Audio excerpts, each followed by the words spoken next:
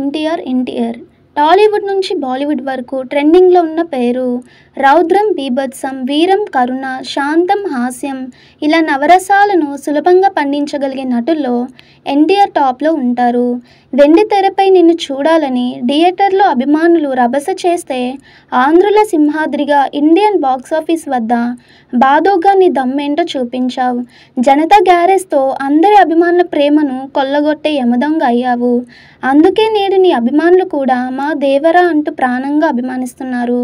Man of మాసెస్గా కీర్తిని సంపాదించుకున్న junior ఎన్టీఆర్కి పుట్టినరోజు శుభాకాంక్షలు. ఐపీఎల్ 2024లో లీగ్ దశ మ్యాచ్లు ముగిశాయి.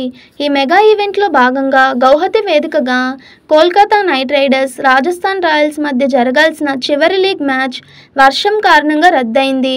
టాప్ పడినప్పటికీ మరోసారి వర్షం మొదలు కావడంతో మ్యాచ్ను రద్దు చేస్తున్నట్లు ఎంపైర్లు ప్రకటించారు.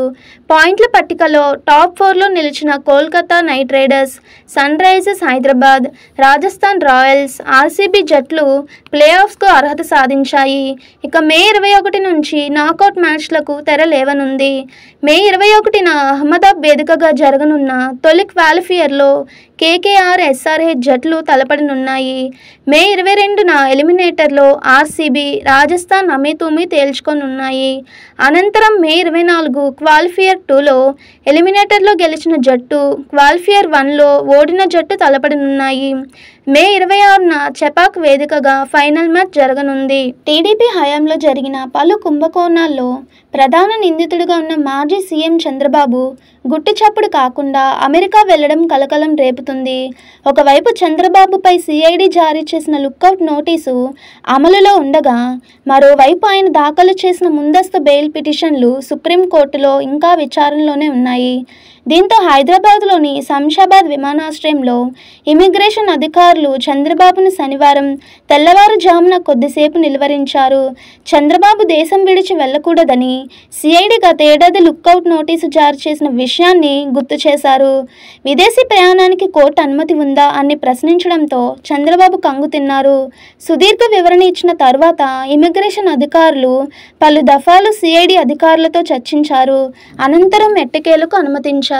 ఐపీఎల్ 2024లో తమ చివరి లీగ్ మ్యాచ్లో సన్ రైజర్స్ హైదరాబాద్ అదరగొట్టింది. ఉప్పల్ వేదికగా పంజాబ్ కింగ్స్ జరిగిన మ్యాచ్లో 4 వికెట్ల తేడాతో ఎస్ఆర్హెచ్ ఘన విజయం సాధించింది. దీంతో పాయింట్ల పట్టికలో 2వ స్థానానికి సన్ రైజర్స్ చేరుకుంది. ఈ మ్యాచ్లో తొలుత బ్యాటింగ్ చేసిన పంజాబ్ కింగ్స్ నిర్ణీత 20 ఓవర్లలో 4 వికెట్ల నష్టానికి 214 పరుగుల భారీ స్కోర్ సాధించింది. పంజాబ్ బ్యాటర్లలో ప్రభు సిమ్రాన్ సింగ్ 71 పరుగులతో టాప్ స్కోరర్గా నిలువగా, రూసో 49, అథర్వ తైదే 46, జితేష్ శర్మ 32 అదరగొట్టారు. ఎస్ఆర్హెచ్ బౌలర్లలో టి నటరాజన్ 2 వికెట్లు, కమ్మిన్స్, విఎస్ కాంత్ తలా వికెట్ పడగొట్టారు. అనంతరం 215 పరుగుల లక్ష్యంతో బరిలోకి దిగిన సన్ రైజర్స్ 19.1 ఓవర్లలో 6 వికెట్లు కోల్పోయి ఛేదించింది. ఐపీఎల్ 2024లో సన్ రైజర్స్ హైదరాబాద్ యువ ఓపెనర్ అభిషేక్ శర్మ తన సూపర్ ఫామ్ను కొనసాగిస్తున్నాడు. ఉప్పల్ వేదికగా పంజాబ్ కింగ్తో జరిగిన తమ చివరి లీగ్ మ్యాచ్లో అభిషేక్ శర్మ ఆకాశమే హద్దుగా చెలరేగిపోయాడు. 215 పరుగుల భారీ లక్ష్య ఛేదనలో పంజాబ్ బౌలర్లకు అభిషేక్ శర్మ చుక్కలు చూపించాడు. 28 బంతులు ఎదుర్కొన్న అభిషేక్ 5 4లు 6 6లతో 66 పరుగులు చేసి అవుట్ అయ్యాడు. ఓవరాల్గా ఈ సీజన్లో 13 మ్యాచ్లాడిన అభిషేక్ 209.42 స్ట్రైక్ రేటుతో 467 పరుగులు చేశాడు. ఈ క్రమంలో అభిషేక్ శర్మ ఓ అరుదైన రికార్డును తన పేరిట లిఖించుకున్నాడు. ప్రస్తుత సీజన్లో అభిషేక్ 41 సిక్స్లు బాదాడు. ఇంతకు ముందు ఈ record RCB star Virat Kohli పేరిట ఉండేది. 2016 సీజన్లో కోహ్లీ 38 సిక్స్లు బాదాడు. తాజా సీజన్తో విరాట్ ఆల్ టైమ్ రికార్డును అభిషేక్ బ్రేక్ చేశాడు. రాజు యాదవ్తో థియేటర్లో సందడి చేయనున్నారు గెటప్ శ్రీను. ఆయన హీరోగా నటించిన ఈ చిత్రాన్ని కె కృష్ణమాచారి తెరకెక్కించారు. అంకిత కారట్ కథానాయిక. ఈ సినిమా ఈ నెల 24న థియేటర్లోకి రానుంది. ఈ నేపథ్యంలోనే గెటప్ శ్రీను తాజాగా అగ్ర కథానాయకుడు చిరంజీవిని కలిశారు. ఈ సందర్భంగా చిత్ర బృందానికి శుభాకాంక్షలు తెలుపుతూ రాజు యాదవ్ ట్రైలర్ చూశాను.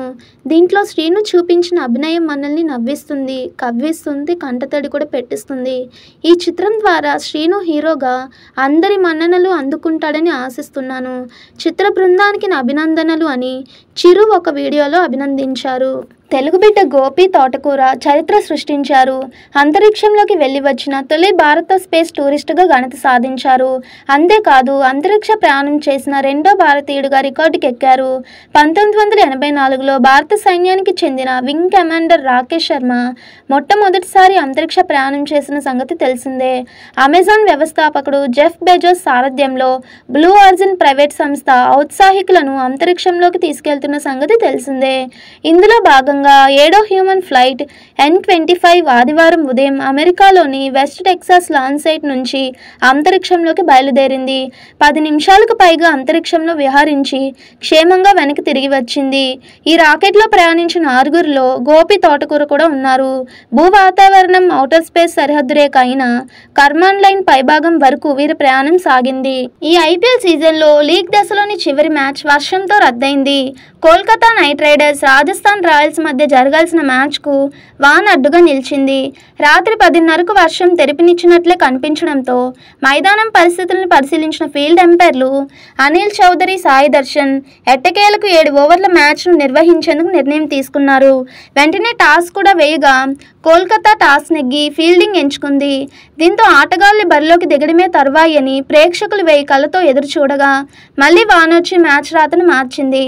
కటౌట్ సమయం రాత్రి 10:56 గంటలకు చేసేదేమీ లేక ఎంపైర్లు మ్యాచ్ను రద్దు చేస్తున్నట్లు ప్రకటించారు. దీంతో రాజస్థాన్, కోల్కతా చెరో పాయింట్తో సరిపెట్టుకున్నాయి. కానీ వారం క్రితం దాకా టాప్లో కొనసాగిన రాజస్థాన్ ఇప్పుడు 3వ స్థానానికి పడిపోయింది. హైదరాబాద్, రాజస్థాన్ జట్లు 17 పాయింట్లతో సంయుక్తంగా 2వ స్థానంలో నిలిచిన మెరుగైన రన్ రేట్ కారణంగా హైదరాబాద్కు 2వ స్థానం ఖరారైంది. ఆఖరి పోర్లో నెగ్గి కనీసం 2వ స్థానంలో నిలిచి క్వాలిఫైర్ 1 ఓడితే క్వాలిఫైర్ 2 ఆడాల్సిన రాజస్థాన్ చివరికి రాయల్ ఛాలెంజర్స్ బెంగళూరుతో ఎలిమినేటర్లో పోరాడాల్సిన పరిస్థితి వచ్చింది.